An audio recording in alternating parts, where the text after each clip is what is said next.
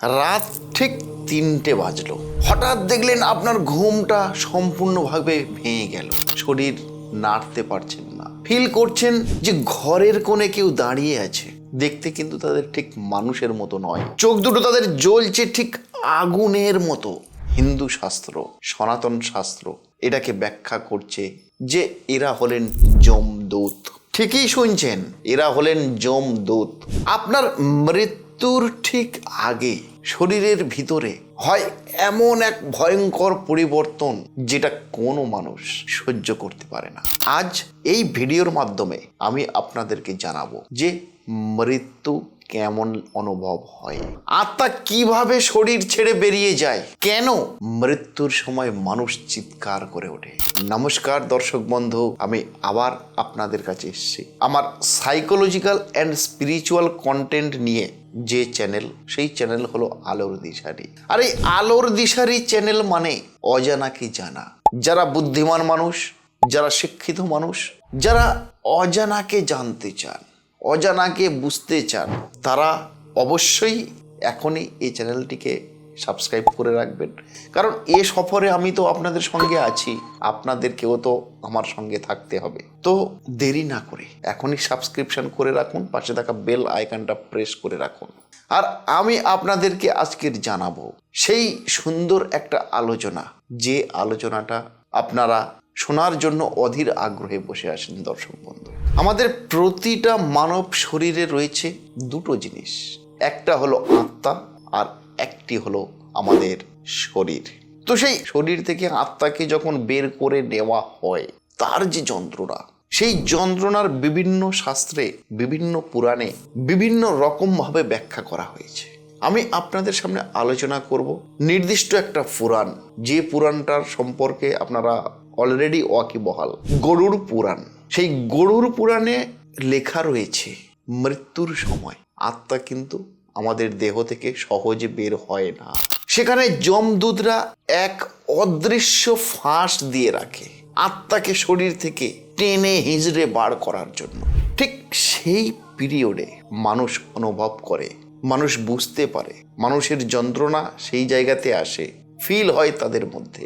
শরীরটা যেন সম্পূর্ণভাবে জ্বলে পুড়ে খাক হয়ে যাচ্ছে। তার যে যন্ত্রণা, দেখবেন শ্বাসটা সম্পূর্ণভাবে বন্ধ হয়ে আসছে। ফিলিং হবে যে বুকের উপরে যেন পাহাড় চাপা দেওয়া হয়েছে। এটা শাস্ত্র ব্যাখ্যা করছে। আর বিজ্ঞান কি বলছে এর পিছনে, যে শরীরে অক্সিজেন কমে গেলে যে ফিলিংসটা হয়, ঠিক সেই ফিলিংসটা আসে দেহ থেকে আত্মা যখন বেরিয়ে যায়। CO2 বেড়ে গেলে যে ফিলিংসটা আসে, যে যন্ত্রণাটা আমরা পাই, সেই যন্ত্রণাটা ঠিক শরীর থেকে আত্মা যখন বের হয় সেই ফিলিংসটা আসে। আমাদের ব্রেন সম্পূর্ণরূপে প্যানিক সিগন্যাল দেয় আমাদের। আর ঠিক এই কারণে মৃত্যুর সময় দেখবেন মানুষ প্রচণ্ড ছটফট ছটফট করে। ঠিক সেখানেই শাস্ত্র বলছে এটা শুধু শারীরিক নয়, এটা আত্মারও যন্ত্রণা।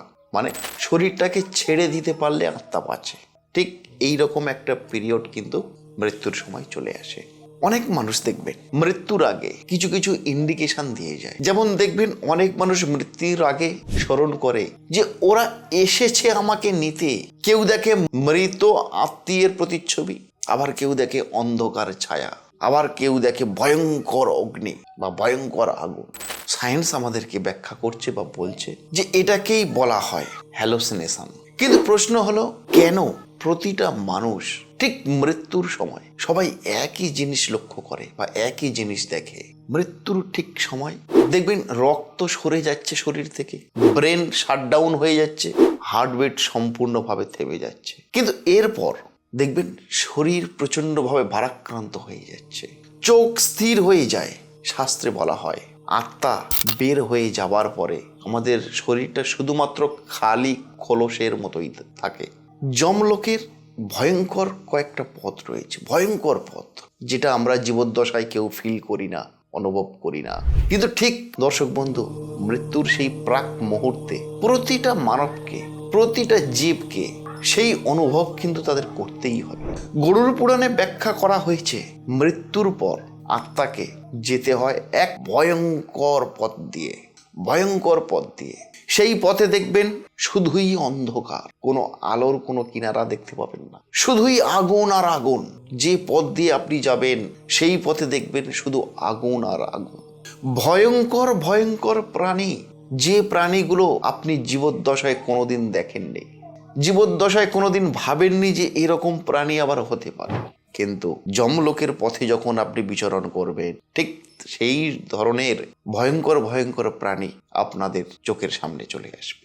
আমাদের এই নানান পথ ঘুরে ঘুরে অতিক্রম করতে হবে 49 দিন, অর্থাৎ 49 ডেজ আমাদের অতিক্রম করতে হবে। এই 49 দিন আপনি জীবদ্দশায় যা কর্ম করেছেন সেটা মেবি হতে পারে আপনার সুকর্ম, মেবি হতে পারে আপনার কুকর্ম।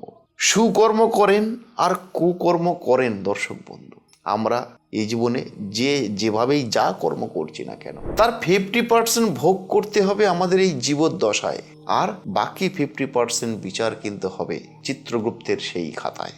আপনারা আমরা সাধারণ মানুষ, আমরা অনেকেই অনেক কিছুই ভাবি যে কাজগুলো তো আমরাই করছি, কেউ জানে না, কেউ বোঝে না, কেউ কোনোদিন বুঝতেও পারবে না। কিন্তু দর্শক বন্ধু, অন্তর্যামী হলেন ভগবান, অন্তর্যামী হলেন পরমাত্মা, যে পরমাত্মা থেকে সৃষ্টি হয়েছে সমস্ত জীবাত্মা, পরমাত্মা থেকে সৃষ্টি হয়ে আমরা সংসার জীবনে প্রবেশ করেছি। আবার এই আত্মা থেকে বিলীন হয়ে চলে যেতে হবে আমাদের সেই পরমাত্মার কাছে।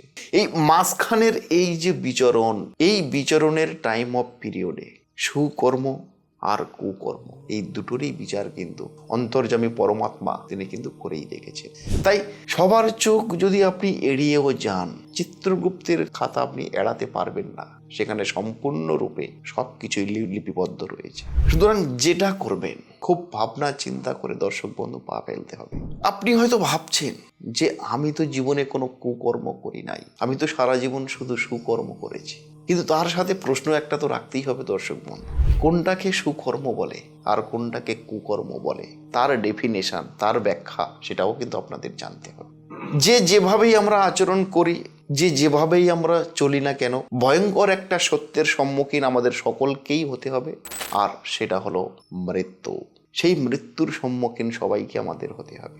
যদি আপনি সারা জীবনে সুকর্ম করেন তাহলে এই মৃত্যুর সময় হবে তার পরিচয়, আপনার মৃত্যুটা হবে স্বাভাবিক মৃত্যু। আর যদি জীবনে অত্যাধিক কুকর্ম করেন তাহলে তার পরিণাম বা তার মৃত্যুটা হবে ভয়ঙ্কর মৃত্যু। মৃত্যু শুধুমাত্র কিন্তু এটা শেষ নয়, এটাকে শেষ বলে না, এটা হলো একটা বিচ্ছেদ। কিরকম? মানব শরীর একটা বিচ্ছেদ ঘটানো, মানে ছেড়ে যাওয়া। যে যত বেশি আসক্ত তার মৃত্যু তত বেশি কষ্টদায়ক। সুতরাং দর্শক বন্ধু, ভাবনা চিন্তা আপনাদের উপরে ছাড়তে হবে, আপনারাই সিদ্ধান্ত নেবেন যে এই জীবনে, এই জীবদ্দশায় শুধু আপনি ভোগ বিলাসে আসক্ত থেকে যাবেন, না সুকর্ম মানে ভগবানের নাম জপ, পরমাত্মার নাম জপ সেগুলোই করবেন। সিদ্ধান্ত আপনাদের দর্শক বন্ধু। কিন্তু এই পয়েন্টটা, যে যত বেশি আসক্ত হবে তার মৃত্যু তত বেশি কষ্টদায়ক হবে, এটা কিন্তু ধ্রুব সত্য। আজ আপনি বেঁচে আছেন ঠিকই, কিন্তু যেদিন মৃত্যু দরজায় এসে কড়া নাড়বে, আপনি কি সে সময়ের জন্য প্রস্তুত আছেন? তো কমেন্ট সেকশনে আপনারা লিখুন মৃত্যু। আর এরকম সুন্দর সুন্দর আলোচনা পেতে অবশ্যই চ্যানেলটিকে সাবস্ক্রাইব করে পাশে থাকা বেল আইকনটা প্রেস করে রাখবেন।